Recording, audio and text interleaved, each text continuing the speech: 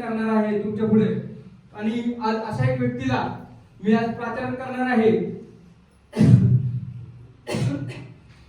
त्यांच्याबद्दल बोलायचं झालं तर त्यांना डायरेक्ट सेलिंगचा 14 वर्षाचा अनुभव आहे.